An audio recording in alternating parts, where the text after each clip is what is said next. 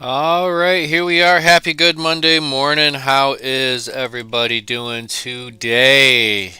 Another week, almost another month. You know what? I'm going to go ahead and just switch my calendar now. That way it's ready for me come Wednesday. But here we are, August 31st. How about that? We almost have made it through another month. But let's get our iPod. There it is. Yeah, so here we are. It's been a busy week. Yeah, so lots of rain this week, lots of things happening, lots of things not happening, and lots of things not happening this last week has been a little thing called fishing. I have not gotten much fishing in, but I've gotten a lot of thinking in. Sometimes you just have to sit and think about things that need to be thought about. It's been a crazy week. If you don't even have to watch the news to know about what's going on in our communities, um, and it's interesting. It's absolutely interesting watching it all shake down. And yeah, it's a tough world, and we can't just say, you know what, I'm going to ignore it and pretend it doesn't exist because the reality of it is it does exist out there, and it is a part of our world, and we do have to, just keep an eye on it. And the reality is in the end, all we can do is control our own environment, our own little bubble, how we respond to our own environment, and that's all we can do. We can influence, we can try to talk to people, but I think there's people don't want to be educated anymore. It's I've made my opinion, and you're not going to convince me otherwise. No matter amount of science, evidence, proof, precedent, it doesn't matter. Let's see, what do we got here? We got Tom in the house. Good morning, Tom, and we have Lee checking in. Good morning. Good Monday morning. So we're gonna tie some flies. We're gonna drink some coffee. We're gonna, I don't know, maybe not solve a world's problem. Who knows? It's I try to ride that line of conversation, and getting into it without really getting into it on these Monday morning conversations, because heck, we're still working on our cup of coffee here. So that's some good stuff. I was actually thinking, maybe one of these other days, I might just do a pop up live stream, and instead of it being a morning coffee, it might be a morning with Mary. I wonder if I could collaborate somehow and find one of my Mary friends to do some fly tying as a live stream while we have a Mary. I don't know.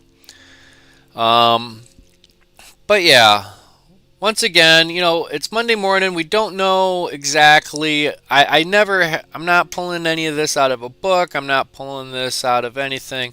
Monday mornings is kind of my freestyle day. I just take stuff and put it on a hook. And I think I've earned that right after have gone through enough of these books. And, I feel confident that if I can sit down with a given amount of time, I can tie absolutely anything from any book.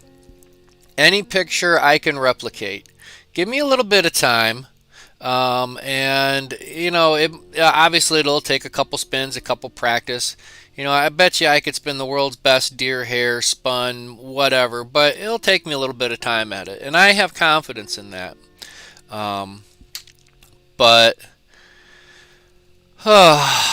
it is what it is, and I like the freestyle of it. I like the just trying to come up with something that's not in the book, and that's what we try to do here on Monday mornings with our cup of coffee. Yeah, that is one heck of a mug.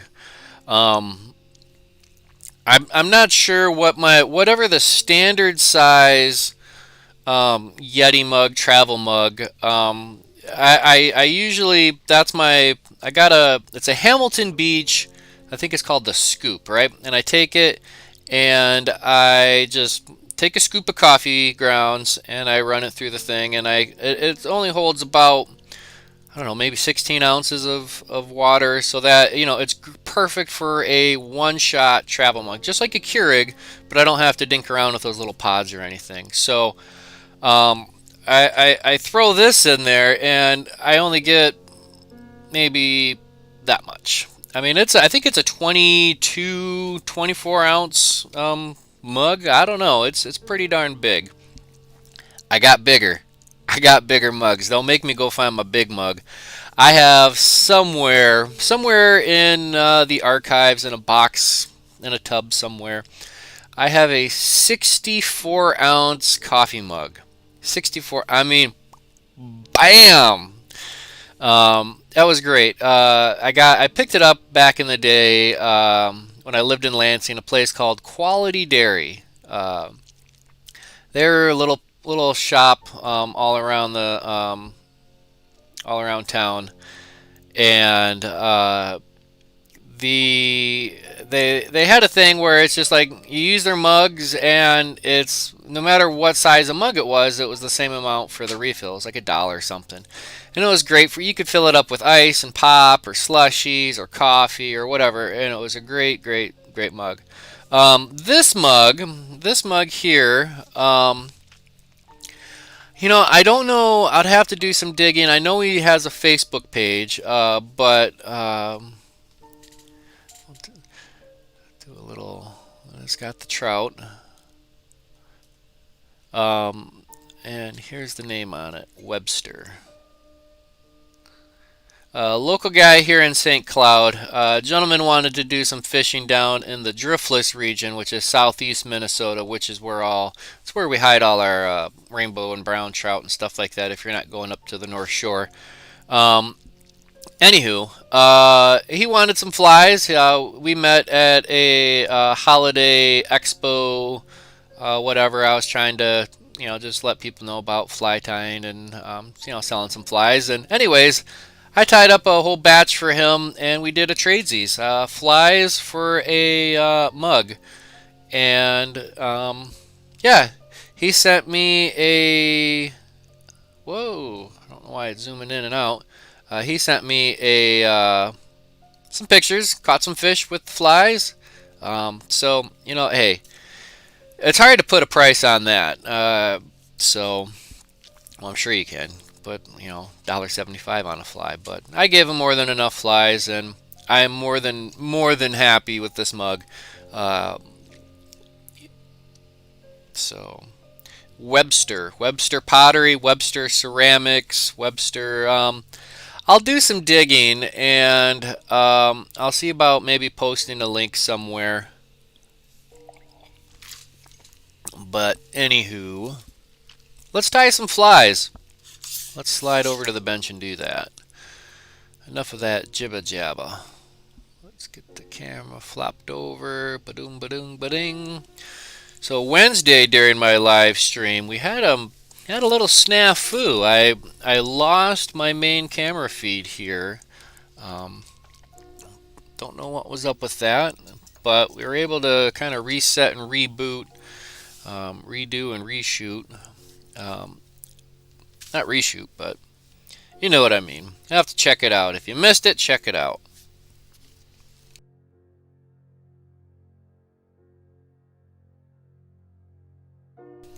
All right, so what do we got in the vise? We got ourselves one of them fancy hooks. That's one of them fancy Fly Life Premium R7 barbless hook, size 12. Little caddis hook, little caddis curve hook. All right, and this is we're gonna be playing with some hen hackles, and some dubbing and some red thread. Super simple. We're gonna just start our red thread.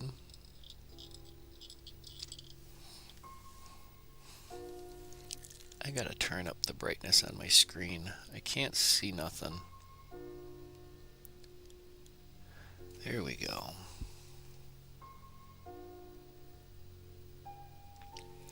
All right. Now I can see myself in the monitor, because before it just looked like the screen was black. And you know what? I'm going to zoom in a little bit. Um, why? Because I like you. Zoom, zoom. That's a little better. All right. All right, I'm just going to lay a little red thread base all the way down the back end. Maybe not quite all the way down, but most of the way down. I missed a spot, but that's all right because we're going to turn and burn, and we're going to return.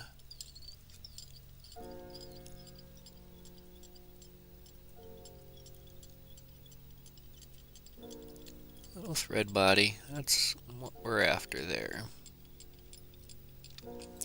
Perfect. And I need to add a little insurance.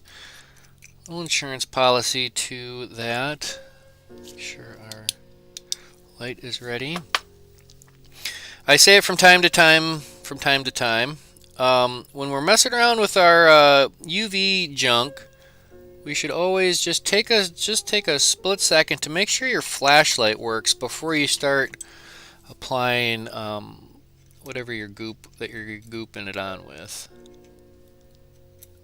That way, you know, when you go to click the button, it's going to activate. So a little red body, a little goopy, little size to that. I don't know. Didn't want to keep it too small. Almost got a little red bubble at the butt. Red bubble butt. That's fine with me. I like that. And check this stuff out. This is some stuff that I call magic rainbow wool. And this is wool that I picked up. I was at a art fair a while back, and I bought a big, ginormous skein of this rainbow wool, right? I mean, geez, look at that. Look at all that color. And we're just going to take a small little pinch of that. Let's get a little wax on our thread, because we're just going to do a small little bubble. Just a little dab of wax, a little dab of dubbus. A little dab of waxa, and I'm going to kind of go towards this side and just grab a small little pinch. And we're going to make a little nice tight little dubbing noodle. Maybe about half as much. Less is more, sparse is narse. Remember that. Say it with me now. Less is more, sparse is narse. Let's go just a touch more. That's the beautiful thing, is you can always add just a touch more. I suppose you can always take a touch off, but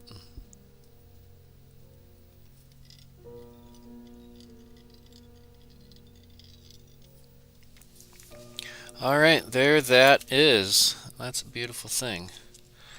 Little dub, little red. And we're going to do a little soft hackle up front. I got this hen hackle variety pack. And we're going to go with purple. We're going to go with a little purple one. Look at that.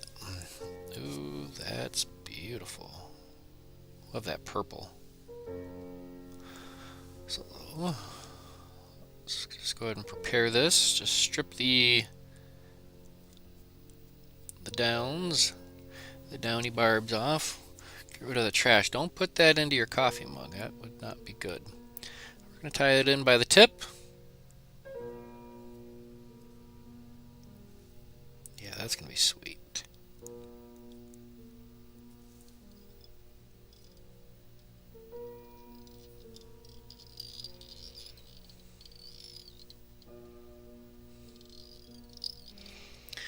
Alright, let's give that a trim.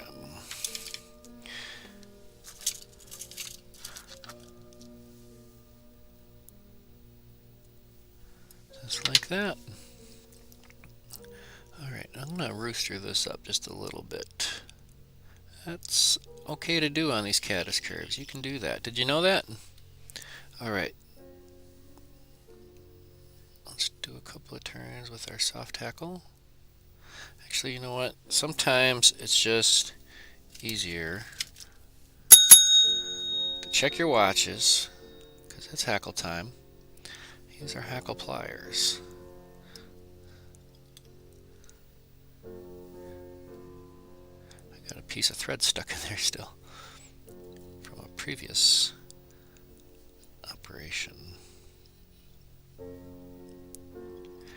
You know, I guess we could just tie this kabari style if we wanted.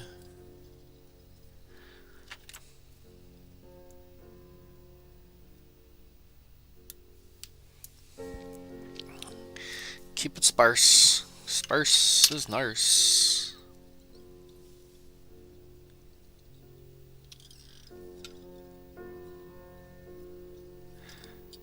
And a small little head up front. That's where we're going to leave that. You know what we're going to do? We're going to tie that in just the exact opposite next time. Oh, look at that. That just broke off. Let's go ahead and add a little drop of insurance policy up front just to keep that nice and clean.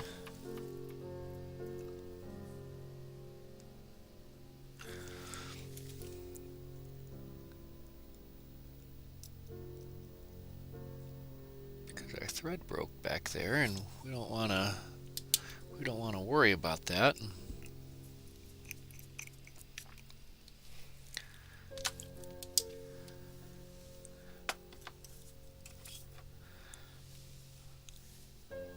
Let's see here. We're going to see about moving this up just a little bit.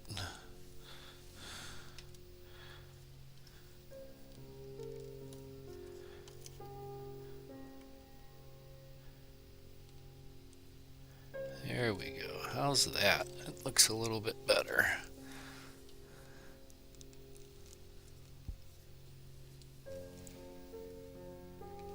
Kind of like that little purple. Can't really see the purple in there. We know it's there. What do you think? Let's try something a little bit different on the next one. I almost want to do like a little, almost like a little flashback. Let's do, I know what I want to do. Something different. What can I say? All right, let's see, we got 6 of us in here this morning. Outstanding. Thank you all for tuning in, guys and gals. I really appreciate it. It really means a lot. I really enjoy tying flies, and I really enjoy tying flies for a group of people. I love having the audience. I love having you all here, and I thank you. So thank you for tuning in. Thank you very much. All right, let's do. I wanted to do almost a little bit of a flashback. So let's do this. We'll tie in our red thread. Maybe not a flashback, but maybe we'll tie in some peacock. Or we're gonna do this. We're gonna do this a little bit different. We're gonna tie it kind of like a kabari style. So we'll start our thread up front. And we'll build our head.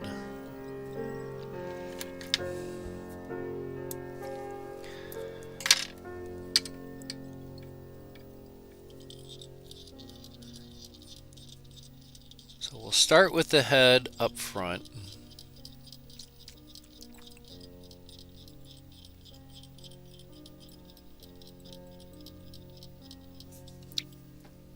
I like that. Then we'll tie in our feather.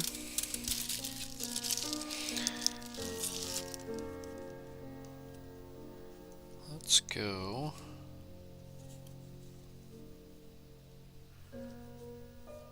this big pretty one.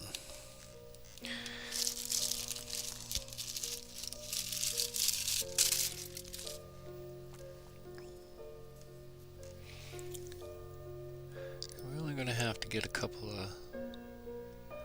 of turns out of it, a couple of wraps, because it's going to be sparse. Keeping it sparse, keeping it nice.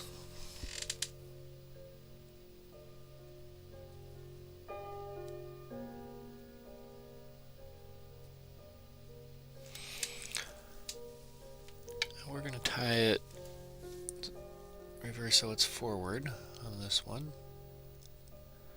Maybe today, hopefully today, you know what I'm going to do? I got to go out and do some grocery shopping. And what I might do is I might stop by my little testing pond on my way out there and catch a sunny or two. And that's all that I could really expect at this point. It's just a sunny or two. Let's go ahead and we'll do our voodoo with our hackle. Because it's hackle time. Brought to you by the dinner bell.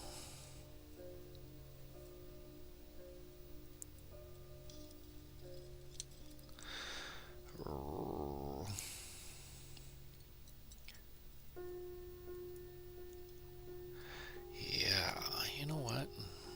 We're going to leave it just like that.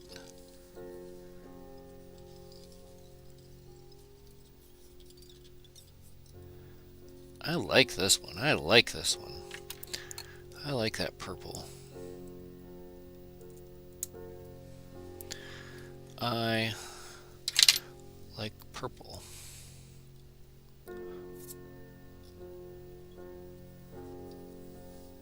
Alright, we'll just secure that down just a little bit better. Awesome. Alright, so I want to add a little touch of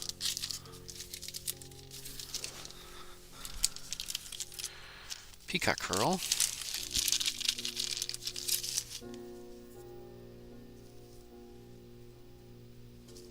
We're going to do some peacock curl for the body. So we'll just tie that in. I got 1, 2, 3 strands. Let's get our body down.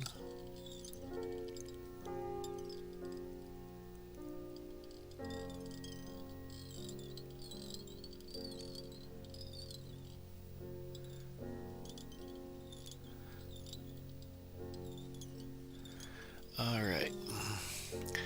And I also want to just use my same thread for a ribbing. Come on now. Here we go. So what I'm going to do is I'm just going to take my shepherd's hook and make myself a little dubbing loop with no dubbing in it to speak of.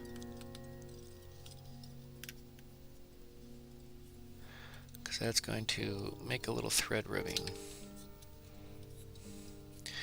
So we went from something simple to now we're making it a lot more complex. Alright, so we got that going, Let's get our peacock curl. And what I want to do with this is grab it, and I like to give it a little twist. Twist the night away. And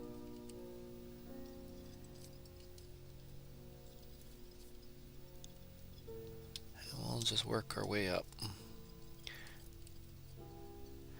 Boy, oh boy, I think this is going to be a golden ticket kind of fly.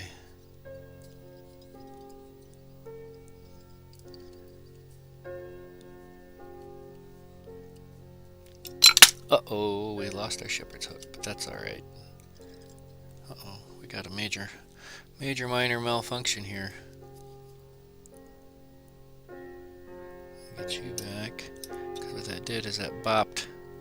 That bopped me. I bopped it. There we go. We're unbopped. We're back to where we were.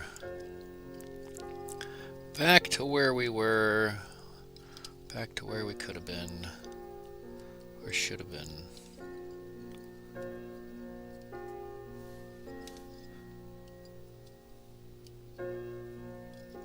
Alright. That looks chunky enough.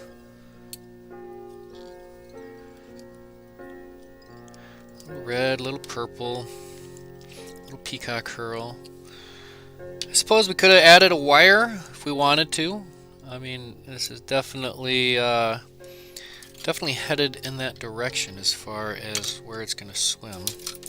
I need to take a quick second. I have a little pile of scrap hair of squirrel and everything else that's been tied.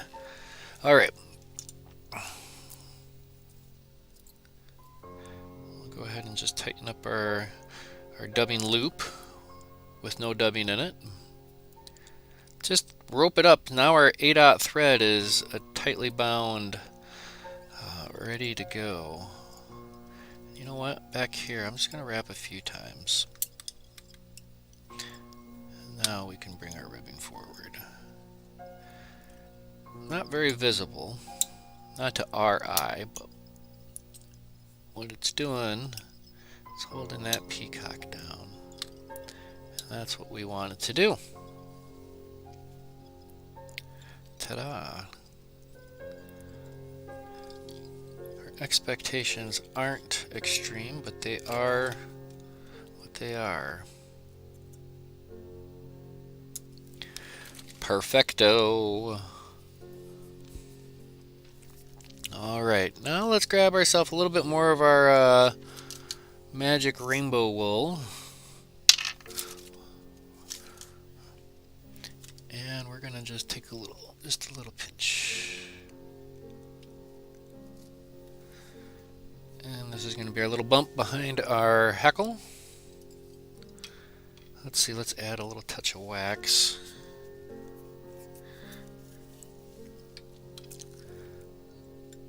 Line first.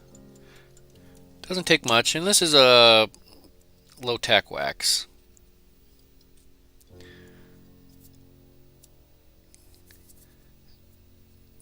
You know, just a little dab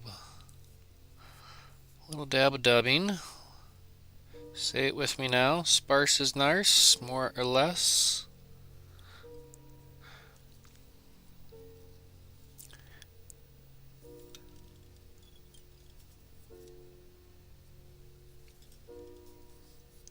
Come on, Hackle, stay back there.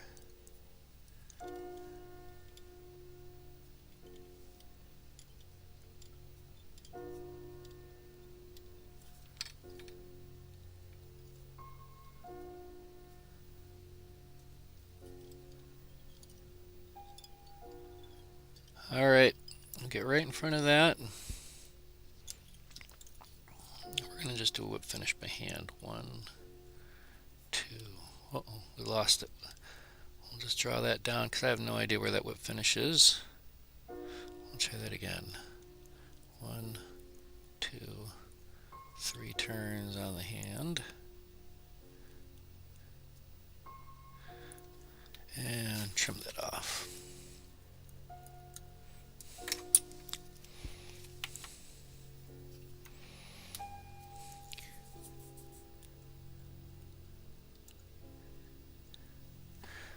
A little bit too small. We need our where to go.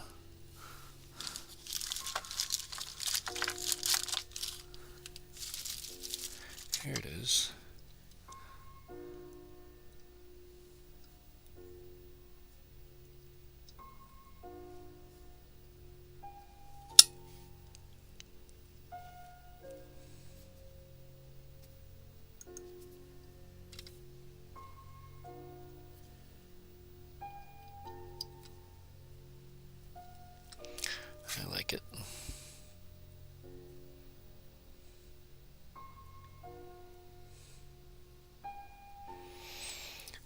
Let's throw that in the water and see what we catch, huh?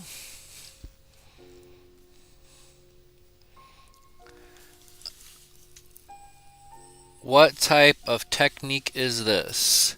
I guess the overall, I believe the overall style would just be a Kabari Japanese style. I believe. I'm not 100% correct on the terminology, but it is from, with the tying forward and working your way back. That's how the Japanese tie it for their tenkara style of fishing. And I believe it's a Kabari style or Saska Kabari. There's a whole terminology and vernacular out there for it, and I don't know that. Not too deep, but with their style, the tenkara style of fishing, you're fishing small creeks and streams and junk like that, and one of the things that the trick is your whole line, you're keeping your line out of the water. And it's like, I'll take this out to Lake George and I will use a tenkara rod, but I'm not tenkara fishing. I'm not on a creek. I'm not in the mountains. I'm not really following the quote unquote rules of it. So I don't know. Am I tenkara fishing? Yes and no. More or less, somewhat. But I don't know.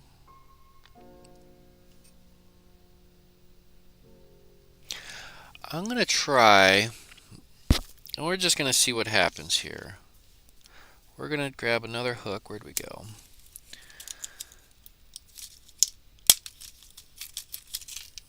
Yeah, definitely look up. If you look up and just start going to, and there's not, I've looked, there's no books. There's no real books. Actually, hold on. There is a book. Let's grab it. Hold on. Let me take my headphones off.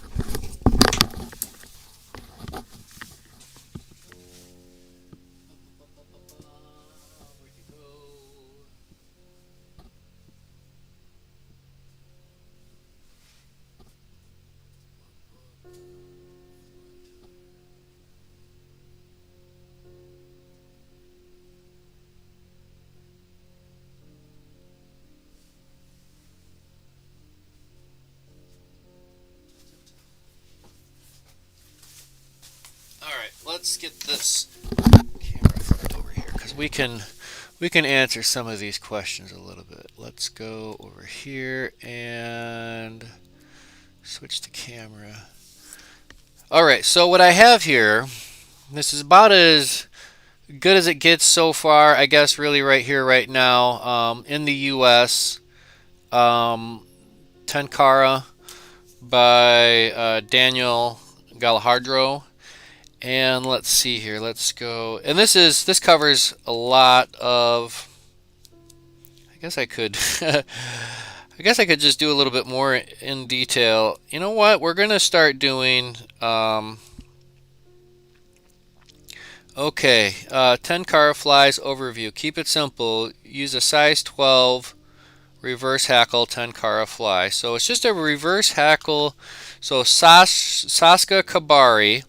In Japanese, it's a haired hook, they call it. Reverse hackle flies have developed, da da da da da. And it's basically, yeah, it's just using one fly, one basic fly, and how you can adjust it for your purposes. All right, let's do this one. You know what? I'm gonna start doing some more tenkara flies. Maybe we should focus more on some tenkara flies here on the Monday mornings. because there's so much good stuff to it.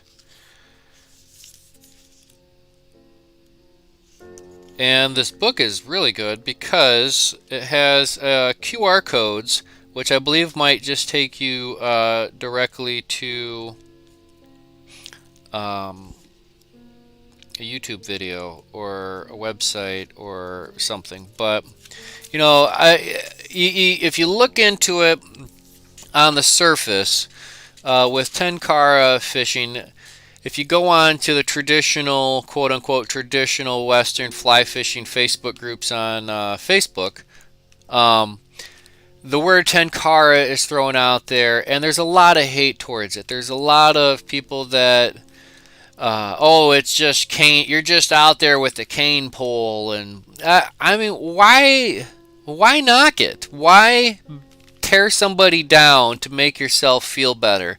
If it's not for you, it's not for you. I don't go around bashing people that are throwing crankbait. I mean, it's not my thing, but I'm not going to bash them about it. I'm not going to make them feel any less of a angler, because that's what it comes down to. Use the correct words. We're angling, right? I'm an angler. What am I? I'm a fly angler. The club I belong to, the St. Cloud Fly Anglers Club. What do? We angle. We angle for fish. What is angling? Look it up. It's out there. But I have found it to be very beneficial, tenkara fishing, or tenkara fishing with a tenkara rod, to be very beneficial. This the other day, last Wednesday, went out with my wife. We went out to a state park. The beach was pretty packed as far as like had onesie twosie people, and we're not trying to mess with that. And there's little fishing piers, and we go out, and there's people on the fishing pier. It's like, well, you can't keep your distance on a fishing pier like that. It's your pier now. There's two of you up there, and it would be rude for me to try to squeeze in there anyways. So we skedaddled and found a different place, and we found ourselves a little creek. Found a little creek that joined the two lakes, and we fished it. It was a fun little time, and the tenkara rod, it's collapsible. It gets down to, I don't know, depending on which one you have. They're all upstairs. Actually, they're all in the vehicle right now. But pull it out, and I can cast 20 feet out, easy. A 20-foot cast, no problem. And I'm not going there to catch record-sized bass. I'm there to catch whatever I catch, really. And a lot of times it's some smaller sunnies, some decent-sized sunnies. Anyways, we're walking back to the truck, and we went, it was the outlet for the lake was going in down this creek, and there's a culvert that went under the bridge, or went under the road, and there was some water from this little creek, and it must have been 10 foot down, and if I had my fly rod, it would have been a little difficult to try to get a cast in there. But with the tenkara rod, I just flipped it up, one smack in there with the black Tom Sue's hopper, and I got the biggest sunny. I mean, it was a big guy, and that was it. I love taking my little tenkara rods out to my local lake and just beat up the shoreline. And what it's done is it's really helped my short game, right? When I am out with my Western rod, when I'm out bass fishing, I usually use an 8-weight. And I'm out there with my 8-weight, and then I'm fishing, I'm having a good time. But then, you know how it is, you're just kind of scoping things out, and then you see that fish right by that rock that's so close to you. I mean, how do you can't get a cast in there. You don't know what you're doing unless you've sat there and messed around with it. But with my tenkara rod, one of the things I've learned is I have learned that at least with my fly rod, it's like a little mini tenkara rod. And with a stiff enough leader and the right fly on there, I can just flip it up and flip it out. And when I'm walking back, dredging my way back at the end of the day, or just making my way in the water, I don't want to have a ton of line out, and I can just sit there and flip it from, small rock to small rock as I'm walking. And you know as well as I know that most times, at least for me, a lot of times when I'm catching a fish, it's when I'm not paying attention. It's when I least expect it. I just happen to have my fly just flopped out there and bam, fish on. How many of us, all right, how many we got here? We got 7 of us watching. How many of you have tied a fly onto your line or whatever, or dinking around with something else, and you just have your fly just a rod's length away, just barely in the water, or you're putting your fly box away and your fly's just kind of dead drifting or whatever, and bam, instantly fish on. That's happened to me more than once. More than once. So that's what I'm saying. It's like sometimes you catch that fish, it's when you're not even paying attention. I don't know. It's a lot of fun. I do know that. Let's see. We got about 20 minutes to round it off to an hour, and I got about another half a cup of coffee left. So, tenkara fishing. I would definitely say check it out. I'm a big advocate of it. There's different brands. There's different companies out there. I guess it's kind of getting to the point where there's a little bit more, too many to list. But if you're curious about it and you're not really certain if you want to step into it, you can buy a $10, $20 tenkara rod off of a no-name website, and it'll get you going. Just like everything else, it's a beginner thing, and when it breaks, because you paid, rock bottom for it, you're not going to have any kind of warranty or guarantee or replacement parts or anything like that. But you would have at least established, this may or may not be my thing, and hopefully it will be your thing, and then you'll start buying more quality rods, and you don't have to buy the most expensive rod. Just buy the cheapest rod from a reputable company. Like, say, for example, Tenkara USA or Dragon Tail, or there's a few others out there. Those are just the two that I can list off the top of my head. But a tip section will break or a midsection will break. Something will break. Accidents do happen, and they will happen. And just being able to send an email, say, hey, I broke section 3, and it's like, okay, replacement's $6, and they send it to you, and it's a wonderful thing. So yeah, Steve says he caught his biggest fish that way. Yeah, just you tie it on, you tie that fly on, and you just throw it in the water, and you're putting your box away, or you're adjusting your pack, or you just put your nippers away, something, and then the biggest fish is right there. That's what it is. You can spend your whole life learning to cast 5,000 feet away from you, and the biggest fish of your life is right there. I don't know. Something to ponder. Let's go ahead and just tie. I don't know. I feel like tying at least one more up. Let's do one more. Flip the camera over. Da, da, da, da, da.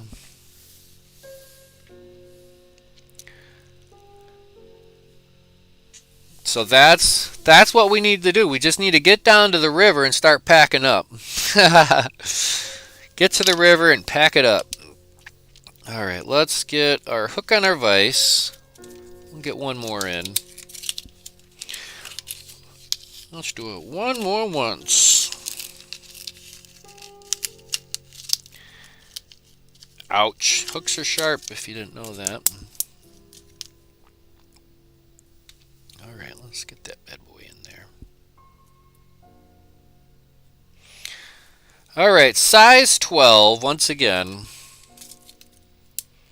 Hey, Josh, good morning.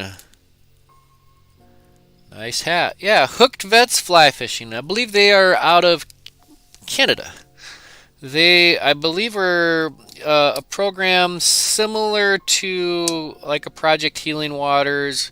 It's a let's get the veterans out on the water and do some fly fishing.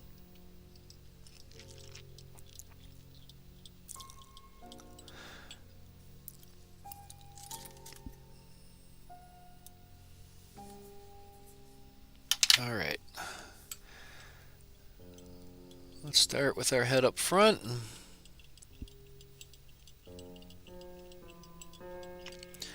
I mean, the most and the thing about the Tenkara mindset lifestyle of fishing, it's about the simplicity of it. And so far everything I've tied is just overly complicated. And I guess what we're gonna do. We're just gonna do one kind of quickie, super simple. We'll just do one basic because this is all it really needs to be. This is all it should be. We'll get our feather ready because we like feathers. All right, let's get that tied in.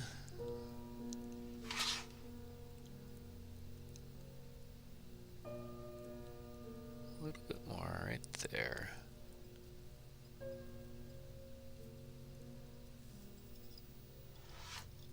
I got boxes adjusting. Caution, some settling may occur.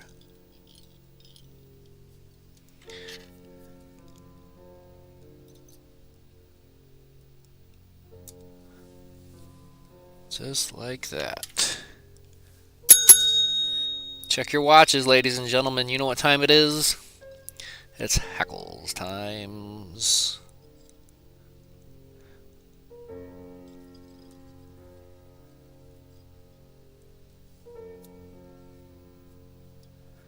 I want you all to stay forward.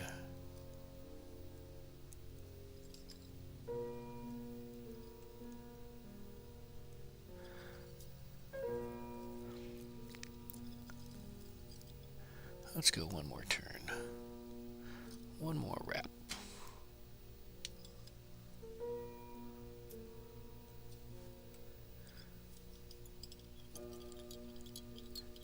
Tie that off.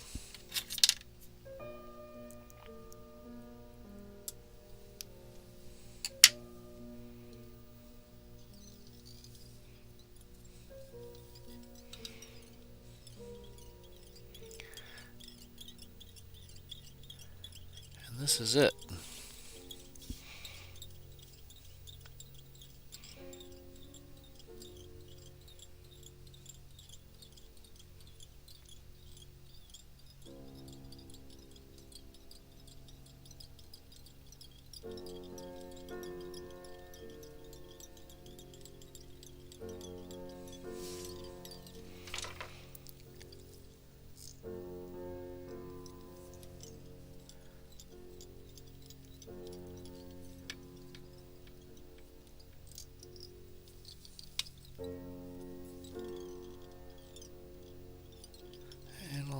Go back just a little bit more, just kind of round that off.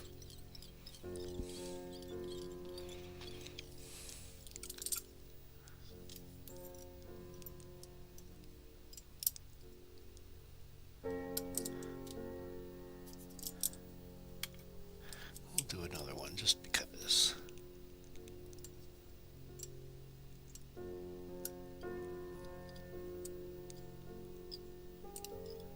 Beautiful. And that's it. That's as simple. That's about as Tenkara as it gets. I mean, that's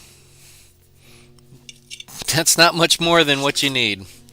That's about as good as it gets, or it's about as simple as it gets. What do you think of that, huh? Well, that's a little kabari. Take that out there, and yeah. I just opened another door of fly tying for. Oh man, it is a wonderful, wonderful world to explore. You'll find that it's just super simple. You'll find that the patterns are not overly complicated. And just again, my word of caution is if you get on social media, if you get on Facebook, and just like anything else, it's we're talking about something that is a niche within a niche, and I think if you really want to learn and explore about tenkara fishing, look and find a tenkara fly fishing group. There's a few different ones, uh, but yeah, they're all good. I mean, it's like going in talking monster trucks. If you're or a classic car, if you're a '64 Impala guy, you're not going to get onto the '34 Ford Deuce Coupe Facebook group and start asking about Impalas. It just doesn't make sense. So, and you will get lashback, you will get hate. People, for whatever reason, they think tenkara fishing is for sissies, for feminine. We're just out there twirling our batons, are wiggling our ribbon sticks or whatever, and that couldn't be further from the truth. I'm about as comfortable and secure with my manness as anybody else. I mean, I don't feel anything other than I'm having a great time fishing when I'm out there fishing. And here's my actually I have a fancy tube. Fancy tube. It's the Diablo, the devil. I got the devil. A little carved bamboo. I mean, it's a whole nother world to explore, and that's one thing to say for sure. Same like sea trout flies or classic salmon flies. It's just another venture to go, another rabbit hole to go swimming in. Josh likes the look of it. I am going to fish this for I would not be surprised if I catch a bass on this. But I'm going to target sunfish. Sunfish, bluegill, maybe a crappie. But you could easily take this out for trout. I mean, they use it for trout all the time. They're fishing small little trout and small little trout streams in the mountain streams of Japan. Oh, and I would love to nothing more. I would absolutely love to get to Japan and do some actual tenkara fishing. How they roll, how they do it. It's usually a camping, backpacking adventure. You sleep under the stars. You got your hot cooker out, or not your hot cooker, but your little camp stove. A couple of my friends out there, a couple of Japanese that I've befriended. I consider them friends from abroad. And I just think it's a very, very interesting genre to go down. But yeah, that's about as simple as it gets as far as tenkara flies. And I got some hooks and some other stuff somewhere of some of their flies. You have to put yourself in the poor Japanese mountain fishermen, because that's where this is based off of. I'm not saying the Japanese are a bunch of poor fishermen, but go to the origins of how and where and why a lot of it started, and you have to just get yourself set up for it. Yeah. How do you get set up the line? So what they have, I got a little bit of it right here, maybe. Ugh. Okay, so on this setup, I got this little hockey puck. This is a little hockey puck with the line on it, and on this I have it's a furled line, just like a furled leader, but it's the same length as my rod that I use. So this one's probably 10-12 feet or so. And what do I have on here? Actually, it looks like a little bit of looks like a little bit of rainbow wool. Actually, we just tied some, and you could use a lot of it's level lines. You always want a level line. Here is here's my no joke. I don't know what diameter line this is, but it comes in different diameter. And what the line is it's usually a low memory or no memory of uh,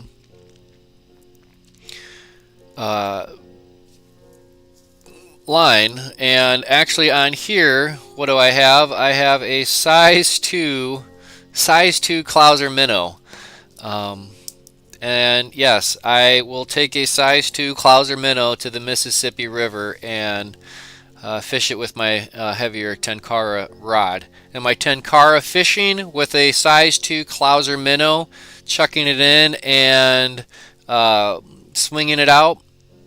Am I Tenkara fishing? No, but I'm using my Tenkara rod, and I wanted nothing more when I first got my rod. I wanted to catch a smallmouth bass out of the Mississippi River, and it was like mission accomplished right away. And I have some bona fide. These are from my buddy in Japan. These are some actual Gamakatsus. And one of these, yeah, it's an eyeless hook. It's got no eye, but I have fun with it, and you hopefully too will have fun with it. You know, this was not intended to be a, sit on my soapbox and talk about Tenkara fishing. Tom says some of my fish ponds are only accessible with 10, 16-foot poles. Nothing wrong. There's nothing wrong with it. Absolutely. And that's the thing is I don't want to. I've pretty much I've given up on quote unquote conventional tackle. I'll probably never take a worm or a wax worm or something like that and a bobber and go out and drown them. It's just not my style anymore. I'm not going to sit there and knock it. I'm not going to tease people about it. I might tease you a little bit if you're my friend, but I'm not going to make fun of a stranger or somebody I don't know. But it's with the fly, barbless hooks. It's the challenge of it. I love going out to my little lake, and I don't have the option. Well, I do have the option. I can use my Western gear, but the problem is back casting, and there's a walking trail behind me, and I can back cast, and I have to time it, or there's tons of rocks at my feet, and I don't like getting my line caught up in the rocks, sharp, jagged edges. Cutting it down, no good for nobody. So the Tenkara rod is great. Everything's clean. It's up off the ground, and you just have to be mindful of trees. I think the tree is like the worst enemy because it's all one system. So if you get your fly stuck into a tree, I typically will carefully collapse the rod down to the point where I can reach the line. And hopefully I can break the branch or the twig or whatever and free it up. But it's like everything else.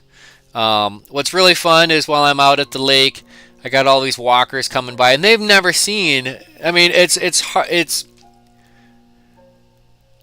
I'm odd enough fishing with a fly, right? And they all assume that I'm fishing for trout. And I'm like, no, I'm not fishing for trout necessarily. But if one jumps on, I'll be more than happy. But hey, are you fly fishing? Yeah, it's a style of fly fishing. Or I get a lot of comments because it's a 13-foot rod, right? 13 feet. Boy, that sure is a big rod you got there. That's a big fishing pole, mister. I go, yep, that's what she said. I don't know. But I think it's time for me to start getting ready to head out, get my groceries. And, I do see a little bit of sunshine. It was overcast. I think it rained all night last night. Right before I went to bed, I saw a little note. It's like, rain starting at 11. and I saw a front coming through, and then I woke up this morning and I saw it was just still wet. I'm like, holy smokus. So, well, let's wrap it up. Let's head on over to our wrap-up screen. Ba-doo, ba-doo, ba-doo. We're going to do it again. We're going to do this again. Let's do it again next month.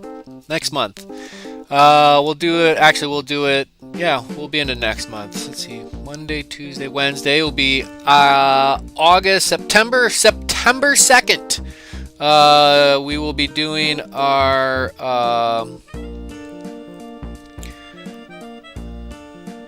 Project Healing Waters live stream this Wednesday, 6 o'clock to 8 o'clock. I'm trying to remember what I said we were going to tie. I don't know. Don't forget the bacon. Ooh, I should get some bacon. It's been a minute since I've had some bacon. Oh, now you got me all distracted on bacon.